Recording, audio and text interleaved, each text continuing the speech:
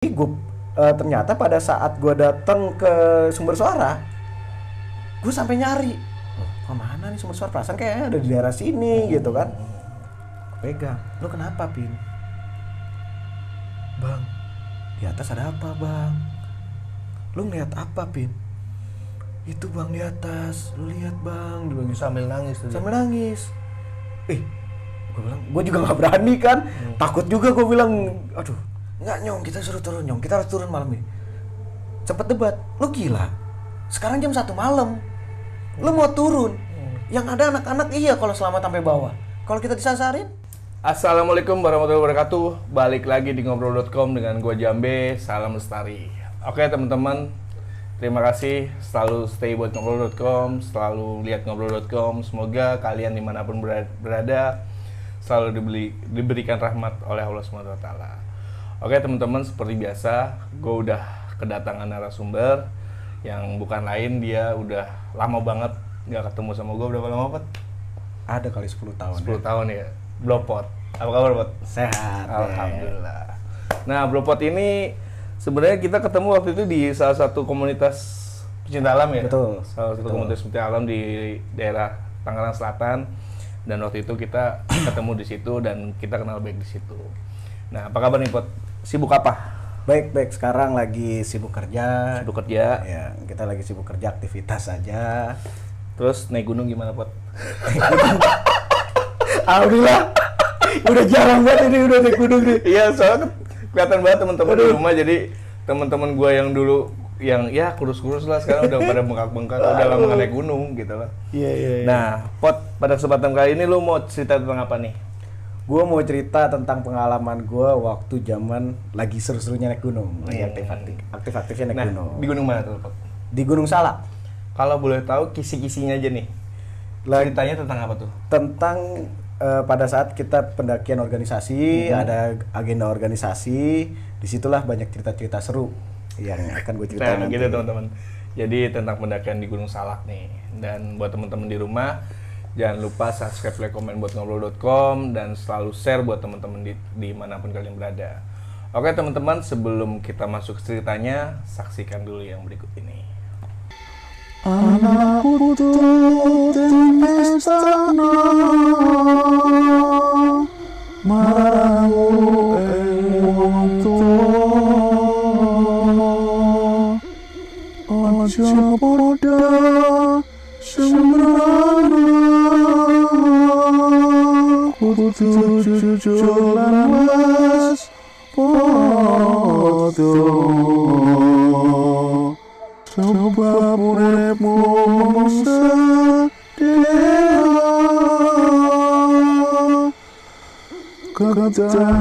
ketekan kuasa.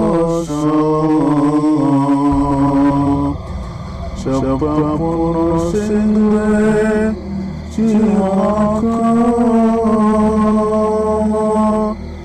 manusia iku bakal sedo.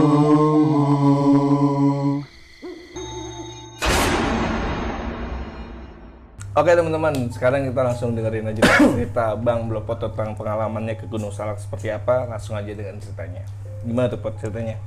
Jadi waktu itu waktu itu gue masuk ke organisasi pencinta alam di Manfaat Jakarta, Pondok Pinang, ya kan, sekolah pinggiran tol, tuh sekolah agama, ya kan, madrasah. Nah itu waktu itu gue ikut komunitas atau ekskul Gempala namanya, Generasi Muda Pencinta Alam. Nah setiap ada anggota baru atau kita sebutnya anggota muda yang setelah melewati pendidikan, kita ada pemantapan materi. Biasanya kita melakukan latihan navigasi. Nah, disitulah ada agenda latihan navigasi di Gunung Salak. Nah, awal muasalnya kita kumpul semua di Manfaat. Di hari itu gue lupa persisnya tanggal berapa. Kalau nggak salah di awal-awal tahun deh, itu bulan-bulan Februari apa Maret gitu. Gue kumpul di sekolah. Kita kumpul. Gue waktu itu kelas 2, gue ngedampingin teman-teman kelas 1. Adik-adik kelas gue di kelas 1 gitu. Nah setelah kumpul segala macam, kita ngecek persiapan, kita ngedata lagi apa yang kurang, apa yang sudah kita data. Akhirnya kita sempat nginep di sekolah. Besok paginya kita baru berangkat bareng-bareng, kita jalan ke terminal Lebak Bulus. Dulu sebelum adanya MRT nih, terminal kan masih aktif banget tuh, banyak bis-bis di situ. Kita jalan kaki, kita dari Manpat ke terminal Lebak Bulus ya lumayan lah. Gitu. Nah, kita jalan ke situ, naik dulu kalau nggak salah gue naik bis Agramas. Menuju Baranang Siang, habis itu gue langsung nyarter angkot untuk menuju kaki Gunung Salak. Itu gue naik melalui jalur pendakian Desa Cipelang. Yang notabene jalur itu sebenarnya bisa dibilang jalurnya warga. Buat berkebun gitu. Jalur-jalur yang memang tidak ada di dalam TNGAS ya. Sebelum melakukan pendakian, kita biasa ke salah satu penduduk yang ada di Gunung Salak. Kita selalu ke sana, kita ibaratnya kalau kita lihat jalur resmi kita lapor ke posko, kita lapor ke penduduk nih. Gitu. Kita naruh kita ngasih duit, jadi dengan harapan kita balik kita bisa makan-makan di sana. Stay di situ lah gitu. Nah, udah singkat cerita, gue habis lapor, terus persiapan, ganti sepatu dan seterusnya, gue lakukanlah pendakian. Nah, sebelum melakukan pendakian biasanya gue selalu meng-cross check teman-teman ini, gitu, mulai kondisi fisik apa gitu. Sebagai orang yang lebih dulu lah, kasarnya bisa dibilang lebih karena senior, gue mengecek persiapan anggota gitu. Teman-teman angkatan gue mengecek persiapan teman-teman gini, junior, ngelis lagi. Gue ngecek gimana, ternyata didapatin salah satu anggota junior gue itu ada yang lagi datang bulan. Berapa orang tuh waktu itu? Kalau nggak salah itu ada 1 orang yang datang bulan. Untuk pendakiannya waktu itu? Total pendakian kurang lebih sekitar 10 orang deh. 10 orang. Iya, 10 orang kurang lebih sekitar 10 orang. Kita lakukan pendakian. Awalnya have fun. Kita santai, kita lakukan pendakian, bismillah. Terus kita juga peringatin anggota yang lagi datang bulan, jaga diri gitu, safety-in barang-barang bekas pakaiannya dia dan seterusnya lah. Kita masuk ke pos pertama. Kita masuk ke pos pertama itu sore. Sekitar jam 3 jam 4-an kita sore. Karena masih pos pertama, jadi cuman lebih ke aktivitas rapat untuk kita lakukan besok. Materi buat besok seperti apa gitu. Kita cuman evaluasi sebentar, habis itu ngerencanain untuk besok, planningnya seperti apa, bla bla bla bla. Udah. Nah, di situ masih kita habis itu kita seru-seruan bareng, kita masak bareng, apa segala macam. Nah, gue itu punya kebiasaan ada tim yang shift-shiftan untuk jaga. Gitu, untuk jaga malam.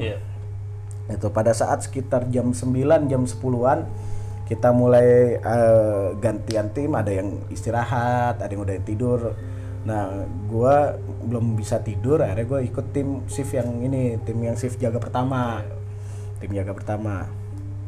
Di situ kita ngobrol, ketawa-tawa, santai-santai. Tiba-tiba ada hal unik nih. Pada saat gue lagi ngobrol-ngobrol, ketawa-tawa, balik lagi ke ngobrol, tiba-tiba ketawa itu ada yang belum berhenti. Ada suara lagi. Ada suara lagi. Terus, gitu. Terus. Gue bilang, halusinasi kali. Gitu. Sampai salah satu anggota nyebut suara kodok kali bang. Saking kita mau mencairkan suasana nih. Ya kan, kita mau mencairkan suara kodok kali bang. Ya kali ya. Ya udah santai lagi, udah ngobrol-ngobrol. Di situ berapa kali kita diketawain lagi. Tongol lagi suara ketawa itu. Dia selalu tahu ada ketawa lanjut. Ada ketawa lanjut. Jadi kita ketawa, tapi setelah kita berhenti ketawa, masih ada lagi yang ketawa. Gitu. Kita masih positive thinking. Kita masih halusinasi lah. Gitu, cuman ya bayang-bayang kita aja kali, gitu, salah dengar kali kita. Nah, singkat cerita, udah tuh malam pertama kita lewatin dengan angan-angan bayang-bayangan ketawa itu. Kita masih anggap itu cuman sekedar ini kita aja. Udah, akhirnya kita naik menuju pos kedua dengan melakukan materi sebentar, kita nge-floating dan seterusnya. Pokoknya metode navigasi darat kita jalanin. Kita naiklah sampai ke titik kedua, ke posko kedua, itu pas posko terakhir karena kan cuma latihan, jadi nggak terlalu sampai ke tinggi lah, masih di kaki Gunung Salak. Nah, di posko kedua ini biasa kita nyampe itu kalau nggak salah masih agak siangan, sekitar jam 2-an. Gitu kita nyampe, kita masak-masak, kita makan siang dan seterusnya. Nah memang karena waktu itu kan yang paling tua angkatan gua kelas 2 SMA nih, angkatan gua kelas 2 SMA. Tapi senior gua ini ada janji pengen nyusul. Oh, ada seniornya Pengen nyusul gitu. Dan memang nyusulnya di hari terakhir, sekaligus mengevaluasi apa aja nih yang udah lo dapet nih. Gitu selama lu melakukan latihan navigasi nih. Yang tadi siang lu lakukan. Iya, yang tadi siang gua lakuin. Dan kenapa cuman angkatan gue yang paling tua sekaligus mengetes senior baru ini bisa nggak sih membimbing adik-adiknya gitu. Udah tuh sekitar jam 3 jam 4 kita udah mulai agak santai, kegiatan udah nggak ada kegiatan lah, santai. Sekitar jam 5 kita udah mikir, jam 4 kita mikir, nih kok abang-abang kita belum pada datang ya, kemana? Jam 5 tuh jam 5 kita dengar suara, kayak suara orang ngobrol nggak jauh dari camp kita. Oh. Gitu, jadi kayak ada, oh itu dia kali itu. Udah kita diem yuk, kita samperin yuk. Karena gue pikir senior, ya kan? Gue pikir senior udah mulai nyusul nih. Kita sebagai senior yang baru ngerasa aman nih, nggak deg-degan nih karena ada senior lagi, gitu. Akhirnya nyusul Gua berdua sama temen gua nyamperin ke sumber suara. Cross check lah ya. Cross check. Karena gue pikir senior gua gitu, dan gue pikir dia pengen surprise ceritanya, pengen datang, wah nih gue datang gitu, atau pengen mantau dari jauh dulu lah, nggak ngerti konsep apa pemikiran mereka waktu itu seperti apa. Tapi gue ternyata pada saat gue datang ke sumber suara, gue sampai nyari, loh kemana nih sumber suara, perasaan kayaknya ada di daerah sini gitu kan, kemana nih? Akhirnya gue sebutin tuh nama-nama senior gue, Bot, nggak ada yang nyaut. Gue diemin dulu, kok kayak ada suara, masih ada suara itu. Gue teriakin lagi, gue panggilin tuh senior gue, masih nggak ada yang nyaut. Lama-lama hilang tuh suara. Oh salah dengar kali. Masih positive thinking gue tuh, kita masih menganggapnya oh salah dengar. Udah balik lagi lah ke camp. Terus singkat cerita, karena itu masih nggak jauh dari, masih di bawah lah, masih di kaki, masih kedengaran suara azan suara azan itu kita masih dengar lah, karena nggak jauh dari nggak jauh gitu. Jadi masih kedengaran suara azan. Gue ingat betul itu azan maghrib, ya kan biasanya kan masih terang, tiba-tiba gelap, turun kabut, jadi kayak benar-benar dari atas tuh turun ke bawah, cut gitu. Teman gue langsung kaget. Kita memang lampu badai semua segala macam itu sudah dipersiapkan di tempatnya, tapi belum dinyalain karena tiba-tiba gelap, kabut turun. Akhirnya temen gue refleks, Pot, kita nyalain yuk perapian. AM nyalain perapian. Ayo nyalain tuh semua tuh lampu-lampu kita nyalain, kita puterin. Waduh, gue bilang ada apa nih Nyok? Kok tiba-tiba kabut turun nih? Beda, hawanya langsung kayak senyap gitu, anyep gitu hawanya. Wah, gue bilang udah tuh, kita nggak mau cerita karena kan kita tahu sendiri kalau kita naik gunung kan kalau kita nemuin kisah-kisah itu kan nggak pernah mau cerita, kita save sendiri atau kita cerita ke teman yang kita percaya yang nggak panikan kan. Udah akhirnya gue berdua doang tuh sama temen gue, keep berdua aja, gimana nih Nyok? Udah akhirnya gue diskusi berdua, udah kita ada evaluasi aja, kita selesaikan kegiatan hari ini gitu, intinya itu. Gue evaluasi segala macam. Di sela-sela evaluasi itu sempat ada junior gua, adik kelas gua, Bang, tolong senterin ke atas dong, nunjuk ke arah atas pohon. Gue nggak mau dong main asal center, gitu. Gue tanya, lu ngeliat apa?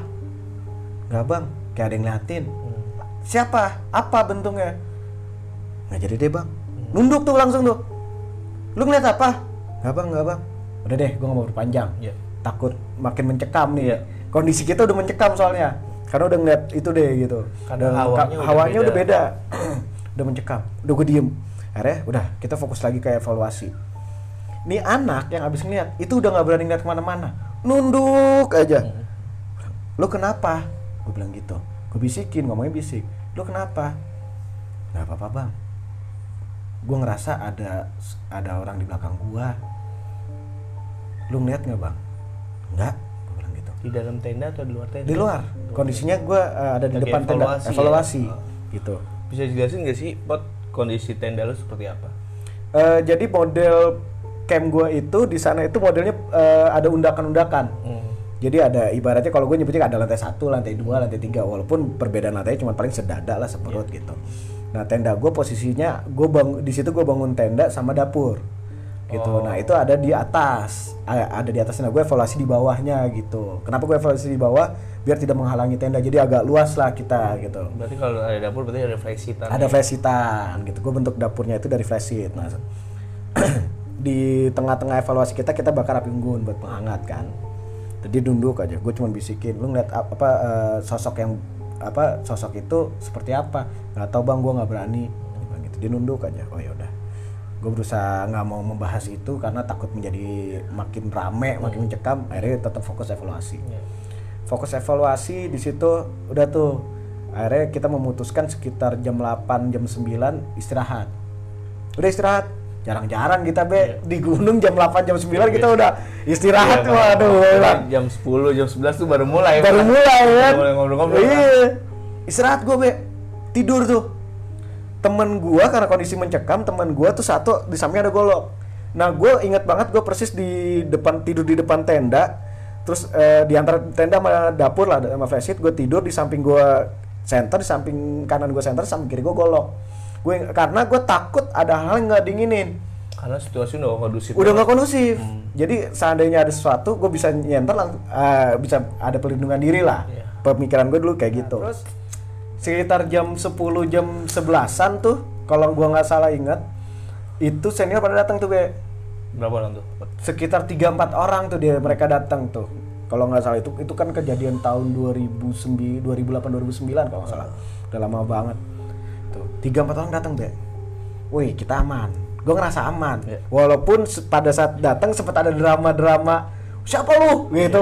Sampai kita udah megang golok saking posisi udah gelap, udah gelap udah mencekam. Kita kondisi mencekam, kita udah megang golok, udah gitu bangun tidur. Ya kan, siapa lu? Niatin tegas, oh senior. Udah tuh kita ngerasa aman karena ada yang lebih tua lagi karena gitu. memang posisinya sebelum tidur udah pegang golok, udah pegang golok. Terus udah aman tuh.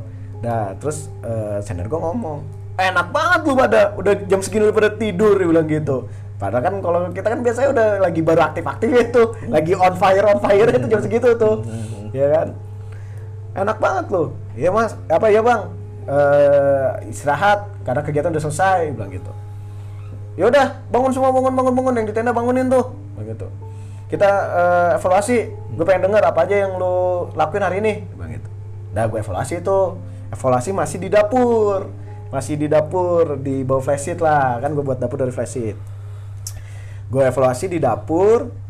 Nah si senior gue lagi ada yang evaluasi, terus ada senior gue 1-2 orang tuh yang sambil nyari makanan, nyiapin kompor, karena kita biasa ada cemilan kan evaluasi, kita nyiapin cemilan, kopi dan seterusnya. Pada saat dia lagi gratil-gratilnya tangan nyari-nyari bahan buat dimasak, tiba-tiba senior gue nemuin satu plastik isinya pembalut bekas adik kelas gue yang datang bulan tadi. Oh yang di awal datang bulan. Karena kan sebenarnya kan kita cross check kan, ya kan.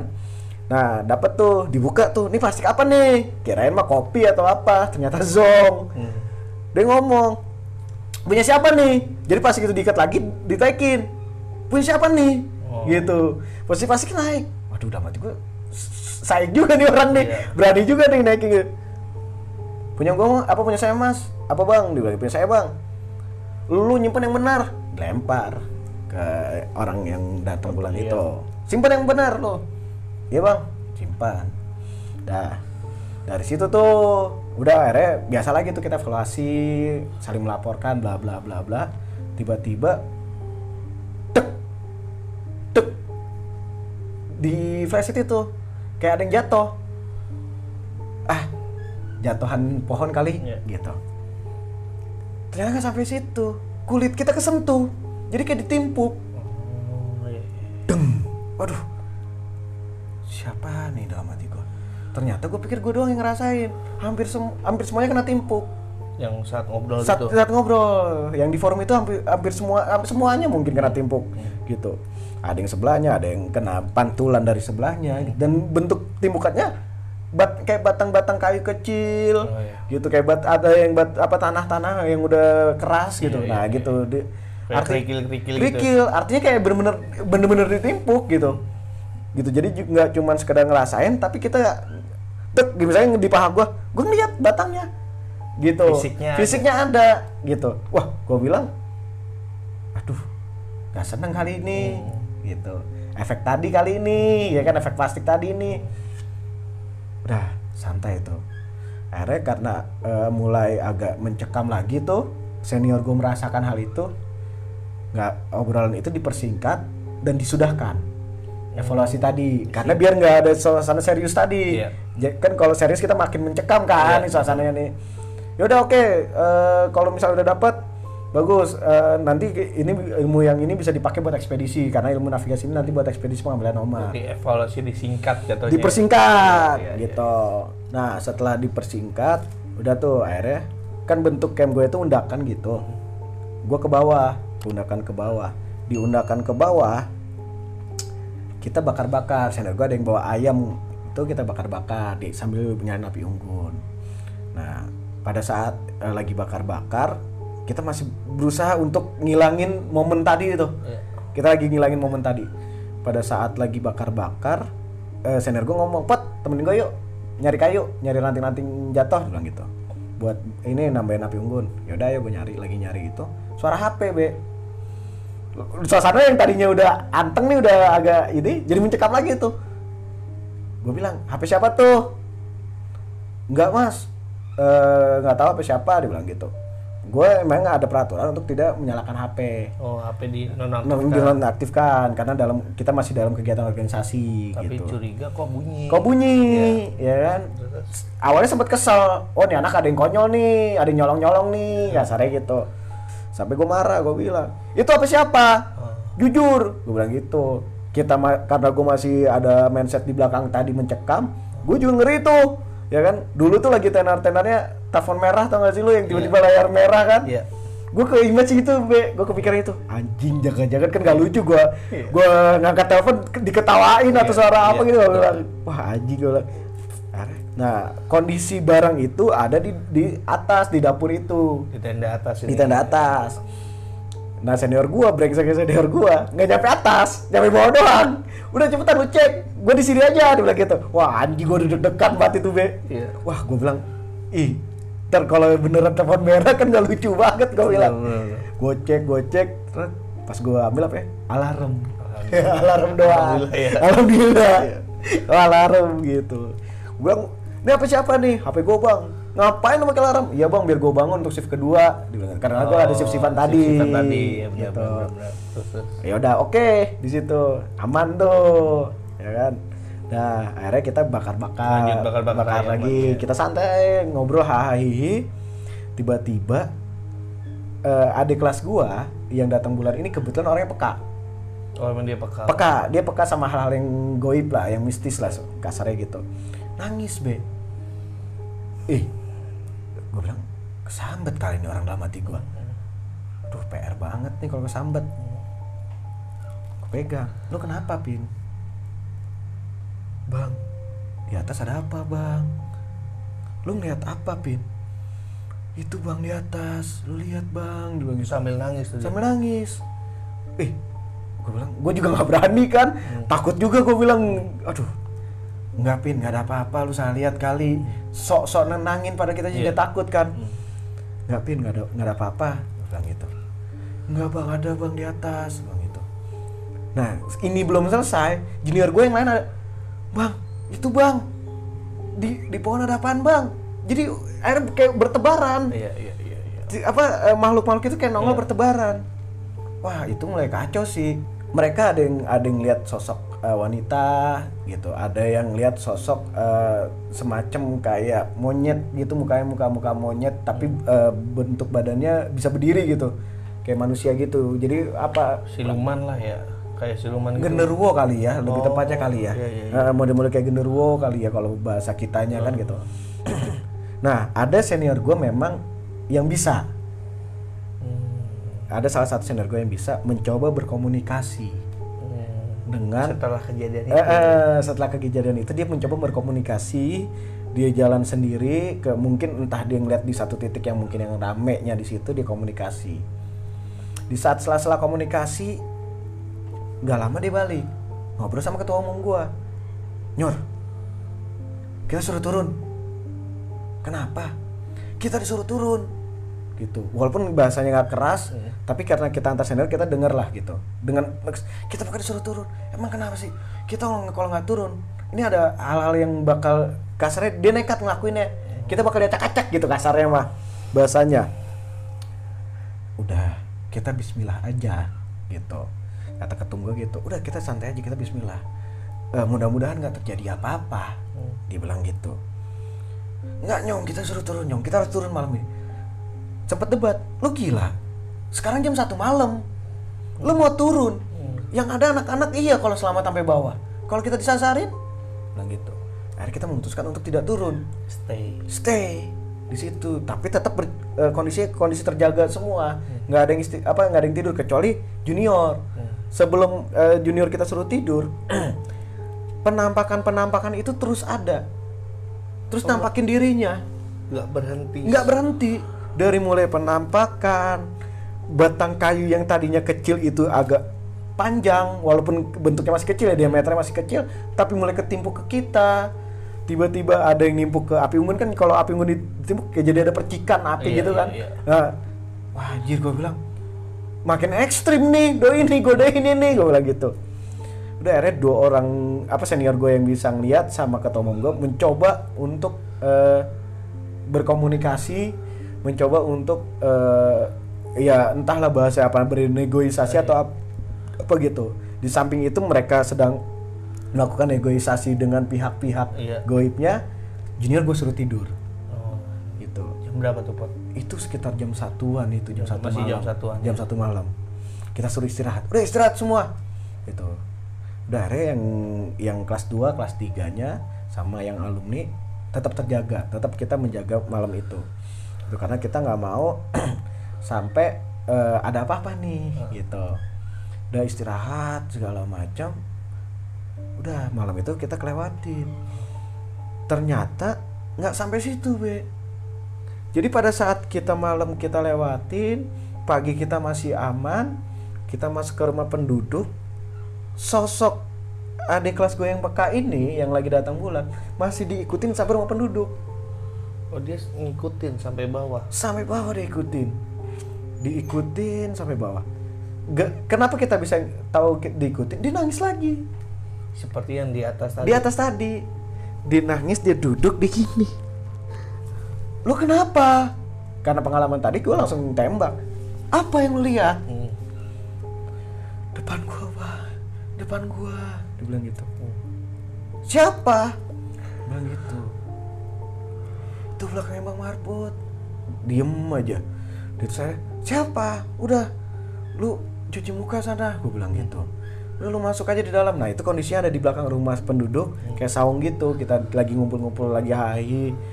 Udah tuh akhirnya di dalam gitu. Jadi akhirnya mencoba, si senior gue mencoba berkomunikasi lagi untuk ya sudahlah, kita minta maaf kalau memang kita salah apa segala macam. Akhirnya dia di dalam sambil ditenangin dan seterusnya. Akhirnya alhamdulillah sampai hari ini ya sudah tidak ada kejadian-kejadian yang mengganggu si yang adik kelas gue ini. Nah setelah itu habis itu siap-siap pulang ya kan, segala macam kita selesai makan dulu di rumah penduduk, habis itu baru kita pulang ke rumah masing-masing. Itu berarti kejadiannya 3 hari 2 malam. 3 hari 2 malam, betul. Oke. Paling gitu teman-teman cerita dari Bang Blopot tentang pengalamannya ke Gunung Salak tahun 2008 atau 2009 Bang? Sekitar 2008 berarti. 2008 men. Zaman SMA kita ya. Zaman SMA itu. Zaman badan kita belum segede ini. Nah, gitu teman-teman. Jadi mungkin ada yang gue tanya nih Pot tentang pengalaman lu di Gunung Salak itu. Nah, kalau boleh tahu Pot, sebenarnya si cewek ini memang kan udah bilang tadi peka ya, dari emang dia udah peka lah, emang sudah mengalami hal mistis gaib. Nah, kalau boleh tahu, saat dia tangisan pertama itu, saat dia bilang di atas bang, dia cerita nggak sih setelah turun sebenarnya di atas itu ada apa dan ngapain? Ya itu tadi yang gue bilang kan, tadi lu sempat di selasa pembicaraan kita nanya sosok apa Pot. Nah itu gue tanya setelah di bawah. Jadi setelah kita udah di sekolah, kita udah mulai melupakan kejadian itu, mulai Akhirnya bernostalgia dengan cerita itu. Lu ngeliat apa emang kemarin? Cewek bang, liatin kita itu bang. Waduh, gue bilang, untung gue senterin itu ya kan. Yang dia bilang center ke atas. Iya, suruh center ke atas, suruh lihat dia. Gue suruh mastiin gitu, ada apaan gitu. Gue itu diliatin ya bang. Gue takut bang, gue bilang gitu. Terus diliatinnya gimana? Dipelototin bang, dibilang gitu. Oh, kayak sinis gitu. Iya, gitu. Wah, gue bilang, untung gue bilang gak diituin. Nah, ada lucu lagi sebenarnya. Pada saat di bawah digituin, di foto, kan kita foto-foto. Ada satu foto nampakin muka genderuwo di belakang, gitu. Jadi Ketangkep tuh sama ketangkep kamera. Jadi kita mulai tahu sosok-sosok itu pada saat kita udah di sekolah lagi. Sadarnya di sekolah lagi gitu. Akhirnya udah dari kejadian itu kita kan buat laporan, harus nyetak foto dan seterusnya kan.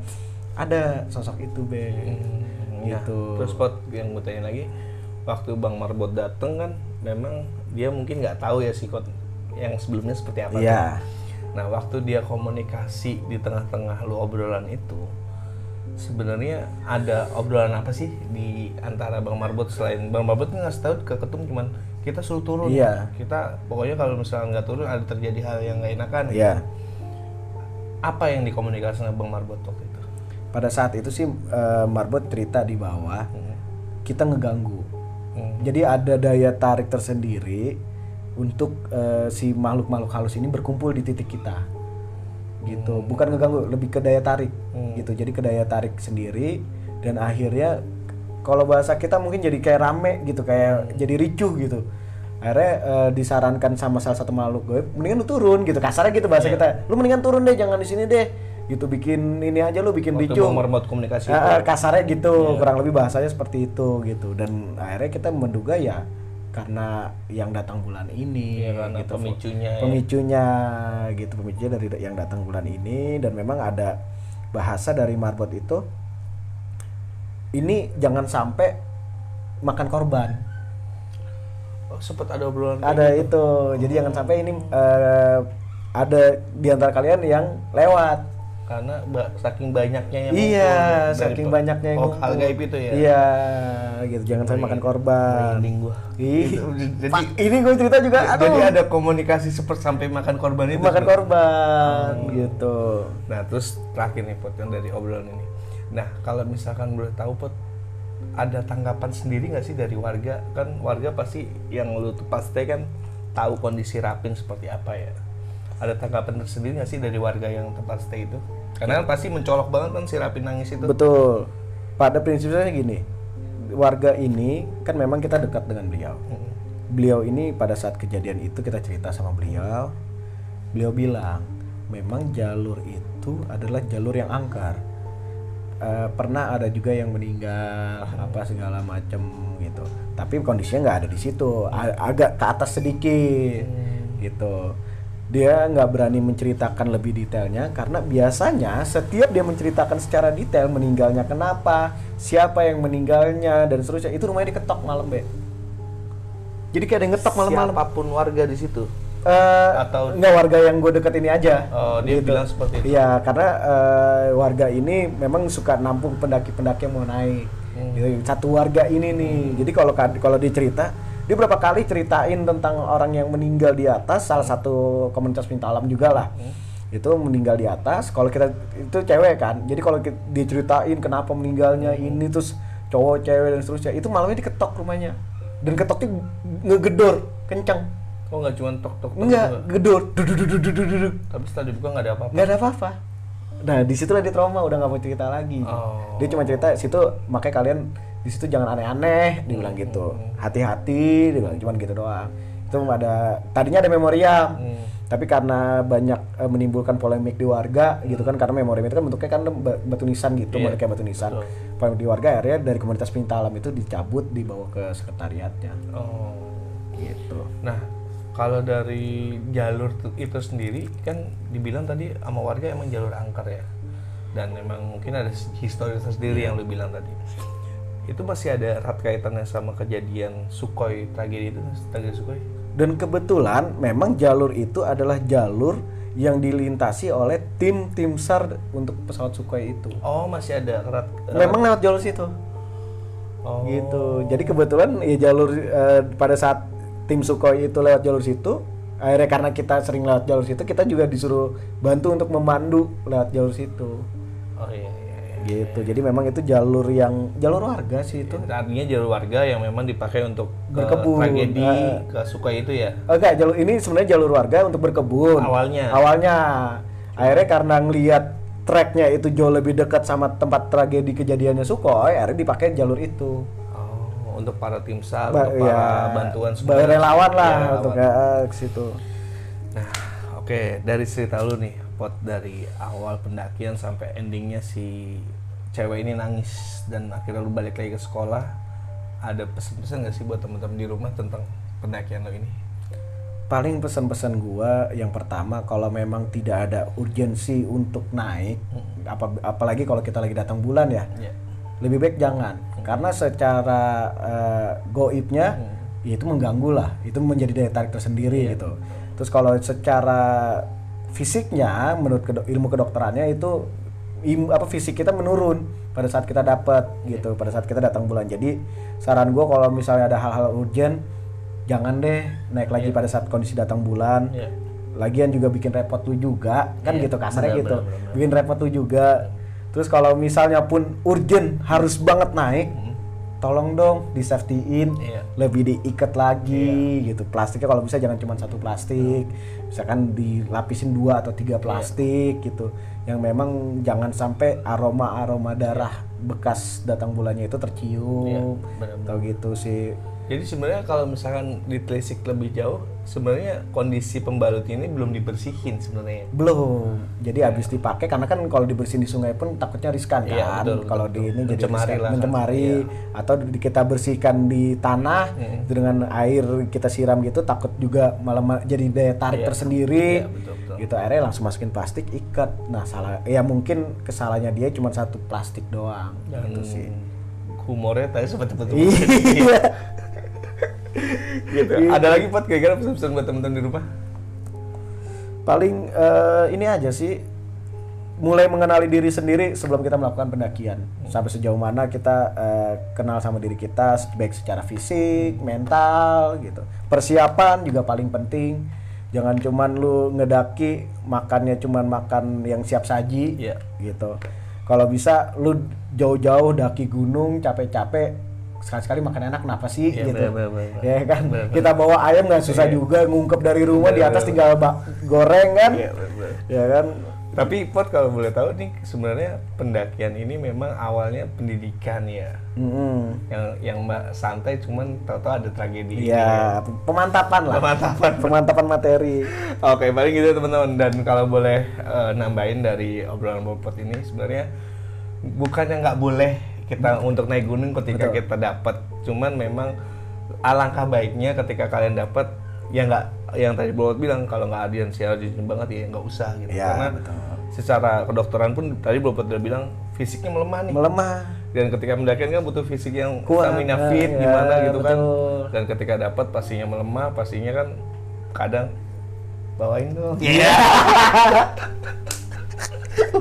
Ya biasa dapat.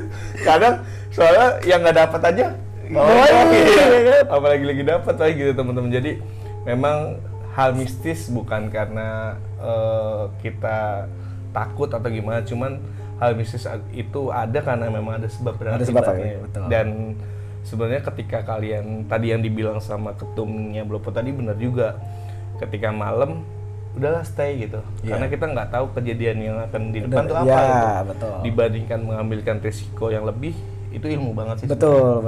Mendingan stay, nunggu pagi, terang, dibandingkan kita nggak tahu namanya Pot di gunung ya. Kita nggak tahu sejam ke depan ada apa, setengah jam ke depan nggak ada apa, makanya lebih baik kita mencegah. Oke teman-teman, paling gitu aja cerita dari Bro Pot tentang pengalamannya ke Gunung Salak tahun 2008 ya Pot ya. 2008. Makasih waktunya Pot. Thank you, Be. Sukses terus, dan buat teman-teman di rumah jangan lupa subscribe, like, komen buat ngobrol.com. Terima kasih, selalu stay. Oke, ketemu lagi di ngobrol.com.